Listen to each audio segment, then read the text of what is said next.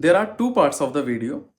First part is my content, second part is something very emotional, something very personal. First পার্টে আসি। দুটো question আছে এখানে। First question এটা যে তুমি তোমার ড্রিম লাইফকে কিভাবে ডিফাইন করো, বা তুমি নিজে কোন অবধি রিচ করতে চাও লাইফে, তোমার আলটিমেট গোল লাইফে কি আছে।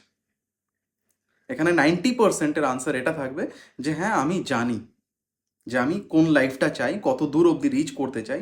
90%-এর আনসার এটা থাকবে, তাদের মধ্যে তুমিও একজন।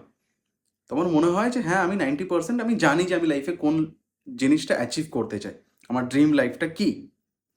দ্য সেকেন্ড কোয়েশ্চেন ইজ আজকের দিনে সারা দিনে কি কাজ করেছো সেটাকে অ্যাচিভ করার জন্য। এটা জাস্ট একটা tips to know your self better, যে আমি আমার লাইফে কতটা এগোচ্ছি বা কতটা পারছি, এই জিনিসটাকে অ্যানালাইজ করার। যদি প্রত্যেক দিন রাতে, সেলফ ইমপ্রুভমেন্টের জন্য বলছি, প্রত্যেক দিন রাতে যদি এই সেম কোয়েশ্চেনটা নিজেকে করো আর তোমার কাছে যদি একটা পসিবল আনসার থাকে যে হ্যাঁ আই হ্যাভ ওয়ার্কড অ্যাটলিস্ট 30-40% আমার নিজের ড্রিম লাইফটাকে অ্যাচিভ করার জন্য, then that is quite good, you are on the track. But যদি না করে থাকো then please do it. Now the second part of the video, it's just a realisation.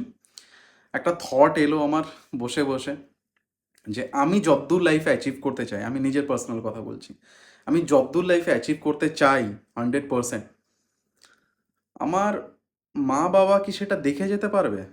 Because আমার বাবার অলরেডি হি ইজ অ্যারাউন্ড 60 নাও, আর আমার মা she is 52। তো তারা কি আমার সাকসেসটাকে দেখে যেতে পারবে, এনজয় করতে পারবে আমার ওই মোমেন্টটাকে? বলে না যে হ্যাঁ তারা যেখানেই আছে তারা দেখতে পারবে না, আমি সেটা চাই না। আমি চাই তারা বেঁচে থাকতে দেখে যাক যে তার ছেলে কি করছে।